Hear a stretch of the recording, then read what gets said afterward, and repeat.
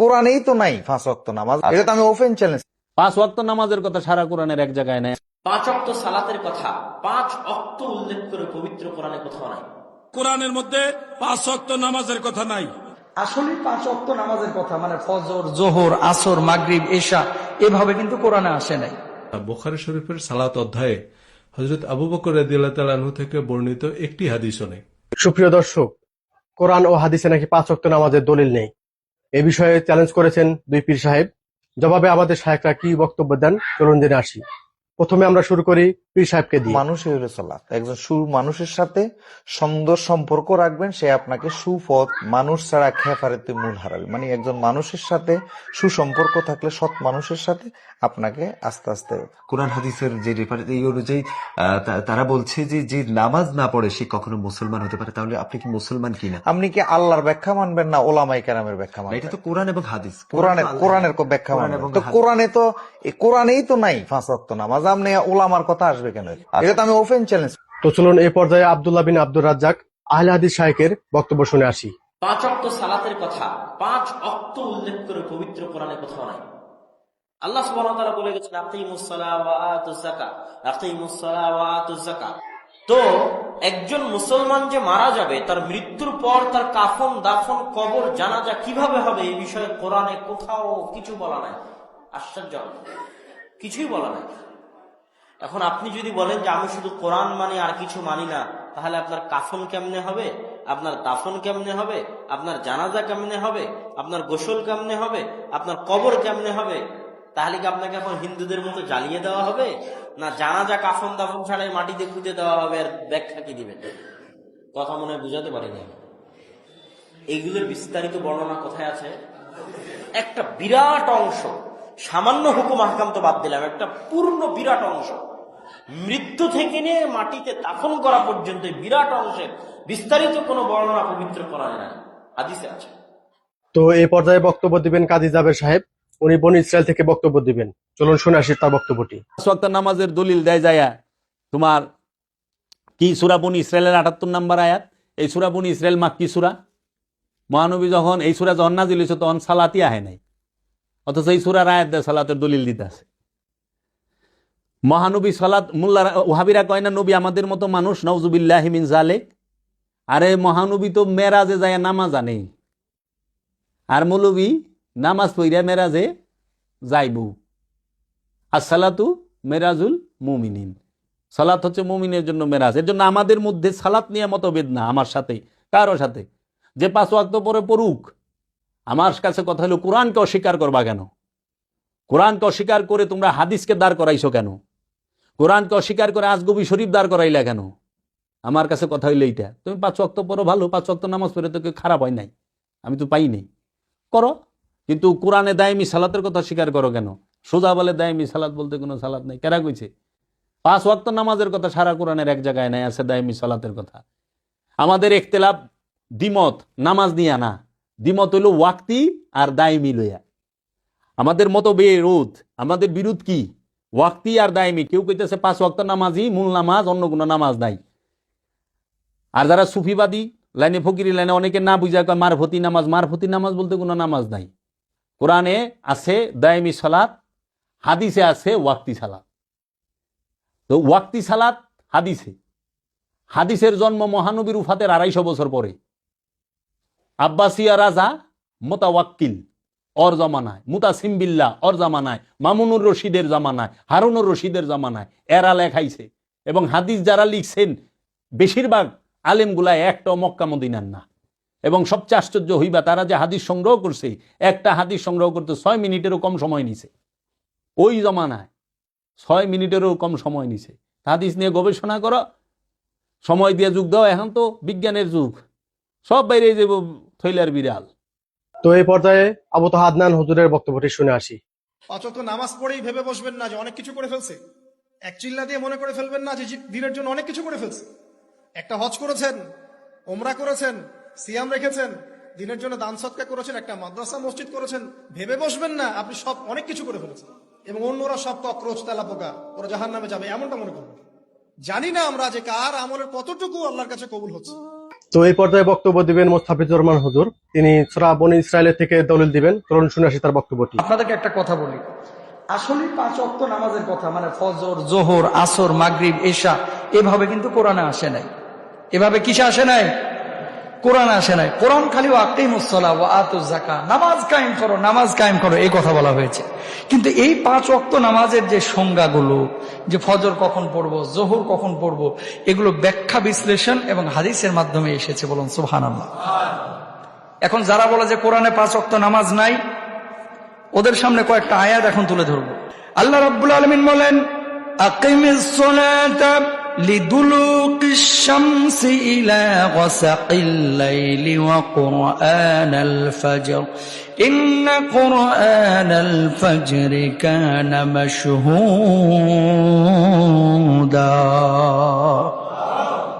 সূর্য ঢলে পড়ার সময় থেকে রাত্রির অন্ধকার পর্যন্ত নামাজ কায়েম করুন এবং ফজরের কোরআন পাঠও করুন। নিশ্চয় ফজরের কোরআন পাঠ মুখোমুখি হয়। সূর্য ঢলে পড়ার পর হলো জোহরের সালাত, আর রাত্রির অন্ধকারে নেমে আসার পর মাগরিব ও ইশার সালাত। আর ফজরের সালাতের কথা তো স্পষ্টই আল্লাহ সুবহানাহু ওয়া তাআলা বলে দিয়েছেন, কোরআন আল ফজর। ফজর, ফজর মানে কি? ফজরের নামাজ। সুবহানাল্লাহ বলেন। আছে না নাই? এই পর্যায়ে বক্তব্য দিবেন কাজী জাবের সাহেব। উনি বনী ইসরাইল থেকে বক্তব্য দিবেন।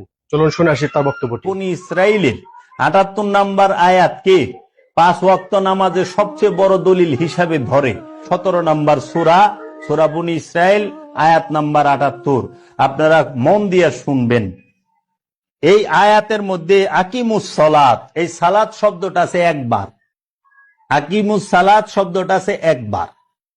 আচ্ছা, লিদুলিকিস শামসে, লিদুলিকিস শামসে, শামস মানে সূর্য, লিদুলিকি মানে হচ্ছে ঢলিয়া পড়া, ঢলিয়া যাওয়া, ইলা মানে দিকে, গাসাকিল মানে অন্ধকারের, লাইলে মানে রাত্রে। সূর্য যখন ঢলিয়া পড়ে রাতের অন্ধকারের দিকে, ওয়া কুরআন আল ফজরে, ওয়া এবং কুরআন আল, কুরআন ফজরে মানে ভোরের, ইন্না কুরআন আল ফজরে নিশ্চয়ই ভোরের কোরআন, কানা হয় মাশহুদা প্রমাণিত। মাশহুদা শব্দের অর্থ হলো প্রমাণিত।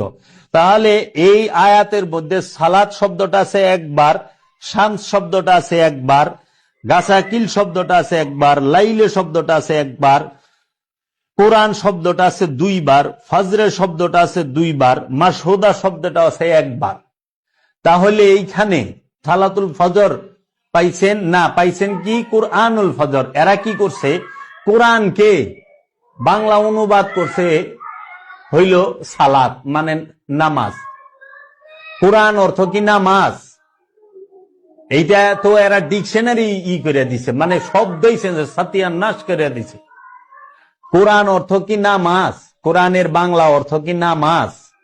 সালাত আরবি শব্দ, কোরআন আরবি শব্দ। তো কোরআনের আর বাংলা অর্থ সালাত করলেন কেমনে, কোরআনের বাংলা অর্থ নামাজ করলেন কেমনে? এটা কি খোদার উপরে খোদাগিরি নয়? তো এই পর্যায়ে আমাদের শায়েখ ডক্টর খন্দকার জাহাঙ্গীর সাহেবের বক্তব্যটি আমরা শুনে আসি। তো 5 ওয়াক্ত নামাজ কোরআনে অন্যান্য অনেক জায়গায় আছে। সুবহানাল্লাহি হিনা তুসবিহুন ওয়া লাহুল হামদু ফিস সামাওয়াতি ওয়াল আরদি আশিয়ান ওয়া হিনা তুযহিরুন। যোহর, আসর, মাগরিব, ফজর সবই চলে গেল। কথা বলেছেন আল্লাহ বলছেন, সাব্বিহ বিহামদি রাব্বিকা ক্বাবলা তুলুইশ শামসি ওয়া ক্বাবলা তুলুইশ শামসি। এটা কোন নামাজ? ফজরের নামাজ, বেলা ওঠার আগে। ক্বাবলা গুরুবিশ শামসি আসরের নামাজ। 5 ওয়াক্ত নামাজই কোরআনে আছে। যোহর, আসর, ঈশা, মাগরিব সব বলে বলে আছে, নামগুলো এইভাবে নেই। তো এখন আমরা আলাউদ্দিন জিহাদি হুজুরের থেকে বনী ইসরাইলের 78 নম্বর আয়াতের বক্তব্যটি শুনবো। একটা আয়াতের মধ্যে 5 ওয়াক্ত নামাজের কথা একসাথে আছে। সেটা হলো আপনারা সূরা বনী ইসরাইলের মধ্যে দেখবেন 78 মানে 78 নম্বর আয়াত। সেখানে আল্লাহ তাআলা বলেন, আকিমিস সালাতা লিদুলুকিশ শামসি ইলা গাসাকিল লাইলি ওয়া কুরআনাল ফজর ইন্না কুরআনাল ফজরি কানা মাশহুদা। নামাজ কায়েম করো, আকিমিস সালাত, নামাজ কায়েম করো। সূর্য পশ্চিম দিকে হেলার পর থেকে রাত্রর প্রথমাংশ পর্যন্ত, যখন রাত অন্ধকার হয় ওই পর্যন্ত সূর্য পশ্চিম দিকে হেললে একটা নামাজ জোহর, এরপর একটু পরে আরেকটা নামাজ আসর, এরপরে সূর্য অস্ত যাওয়ার পর পরে মাগরিব, আর একটু অন্ধকার হইলে এশা। এই কথার মধ্যে একসাথে 4 ওয়াক্ত নামাজ। সুবহানাল্লাহ। এরপরে আল্লাহ তাআলা বলেন ওয়া কুরআনাল ফজর, এবং ফজরের কিরাত, এই যে ফজরের নামাজ এটাও তোমরা কায়েম করো। তাহলে এই আয়াতের মধ্যে একই সাথে 5 ওয়াক্ত। এখন আমরা সজল হোসেন সাহেবের মুখে বক্তব্যটি শুনবো। নামাজের কাঠামো সম্পর্কে ধারণা নাই এমন কেউ হাদিস দিয়ে নামাজ পড়তে পারবে না। নামাজের অসংখ্য হাদিস যেমন বর্ণিত হয়নি, তেমনি নামাজ নিয়ে অসংখ্য জাল হাদিসের আজ পর্যন্ত মীমাংসা হয়নি। একটা জাল হাদিস বানান দেখে যেটা মুহাদ্দিসরা ধরতে পারবে না, এমন চ্যালেঞ্জ দেয়া শাইখুল হাদিসের বিরুদ্ধে 80% হাদিস অস্বীকারের অভিযোগ তুলেছেন আরেক আজহারি শাইখুল হাদিস। এক শায়খের হাদিস আরেক শায়খ মানে না।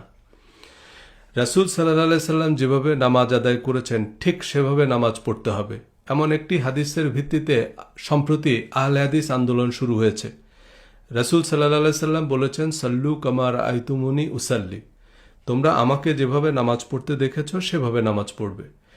তো নবীজি সাল্লাল্লাহু আলাইহি সাল্লামকে নামাজ পড়তে শুধু আবু হুরায়রা, আবু সাঈদ খুদরি রাদিয়াল্লাহু তাআলা আনহু দেখেছেন, হযরত আবু বকর, ওমর রাদিয়াল্লাহু তাআলা আনহু দেখেননি। নবীজি সাল্লাল্লাহু আলাইহি সাল্লামের সবচেয়ে ঘনিষ্ঠ সহচর হযরত আবু বকর রাদিয়াল্লাহু তাআলা আনহু, যিনি হিজরতের সময়ও নবীজি সাল্লাল্লাহু আলাইহি সাল্লামের সাথে ছিলেন, তিনি নামাজের সঠিক এবং সম্পূর্ণ কাঠামো বর্ণনা করা তো দূরের কথা, বুখারী শরীফের সালাত অধ্যায়ে হযরত আবু বকর রাদিয়াল্লাহু তাআলা আনহু থেকে বর্ণিত একটি হাদিসও নেই। রাসূল সাল্লাল্লাহু আলাইহি সাল্লাম কিভাবে নামাজ পড়েছেন তার বিস্তারিত বর্ণনার জন্য ইমাম বুখারীর কাছে হযরত আবু বকর বা ওমর রাদিয়াল্লাহু তাআলা আনহুকে নির্ভরযোগ্য সূত্র মনে হয়নি। অথচ বুখারী শরীফেই বর্ণিত আছে যে রাসূল সাল্লাল্লাহু আলাইহি সাল্লাম বলেছেন, জান ও মাল দিয়ে আবু বকরের চেয়ে অধিক কেউ আমার প্রতি ইহসান করেনি। আমি কাউকে অন্তরঙ্গ বন্ধুরূপে গ্রহণ করলে অবশ্যই আবু বকরকে গ্রহণ করতাম। আমরা আবারও কাজী জাবের সাহেবের মুখে আবার বক্তব্যটি শুনবো। কোরআনে 5 ওয়াক্ত নামাজের কথা সরাসরি কোরআন আয়াতে নাই, তাহলে এইটা আমরা আনলাম কোথা থেকে? হাদিসের মধ্যেও স্পষ্ট আমরা পাই না। এবং অজু থেকে নিয়ে একবারে সালাম ফেরানো পর্যন্ত পুরো নামাজের বিষয়টা একটা হাদিসের মধ্যে কোনো সাহাবী দিয়া বর্ণনা হয় নাই। আর সবচেয়ে মজার বিষয় হইল, নামাজের যতটি হাদিস আছে ইমাম বুখারীর এই কিতাবে আপনি দেখবেন নামাজও দেয় আবু বকর সিদ্দিক রে দিয়া নামাজের কোনো হাদিসই নাই, ওমর রে দিয়া নামাজের কোনো হাদিসই নাই। তাও বকরের সিদ্দিকের থেকে বেশি নামাজ কে শিখছে? যদি ওয়াক্তি নামাজে শিখে মাওলা আলী, আবু বকর, ওমর এগো থেকে তো বেশি কেউ শিখে নাই। তো শেষ পর্যায়ে আমরা শায়েখ আহমদুল্লাহ সাহেবের মুখ থেকে বক্তব্যটি শুনবো। 5 ওয়াক্ত নামাজে কেবলমাত্র ফরজ নামাজ আদায় করলেই কি হবে? 5 ওয়াক্ত নামাজের মধ্যে শুধু ফরজগুলো যদি কেউ আদায় করে আল্লাহর খাতায় নামাজি হিসাবে সে গণ্য হবে, সে ফরজ আদায়কারী হিসাবে বেঁচে যাবে। কিন্তু সুন্নত যে নামাজগুলো আছে এগুলোকে নিয়মিত যদি কেউ ছেড়ে দেয় তাহলে সে গুনাহ করলো, অর্থাৎ তার ক্ষতি হলো, লস করলো সে। কারণ নবীজি যেটা জীবনে কখনো ছাড়েন নাই। আপনার চাকরি হবে আজকে, এই চাকরিটা আপনার অনেক দরকার, না হলে আপনি বাঁচবেনই না। আপনাকে বলা হয়েছে আপনি ভোটার আইডি কার্ডের একটা ছবি আনবেন, আপনি এনআইডির একটা ছবি তুলে নিয়ে যাবেন। এটা হবে সাধারণ মানুষের কাজ। বুদ্ধিমান বিচক্ষণ মানুষ হলে 2-3টা ফটোকপি করবে, সম্ভব হলে আইডি কার্ডটা অরিজিনালটাও সাথে রাখবে, না জানি কোনটা কাজে লাগে। ঠিক না বে ঠিক? নফল নামাজ, নফল রোজাটা হলো এরকম। যদি ফরজের ঘাটতি দেখা দেয় কিয়ামতের দিন আল্লাহ তাআলা নফল দিয়ে, সুন্নাত দিয়ে সেটা ঘাটতি পূরণ করবেন।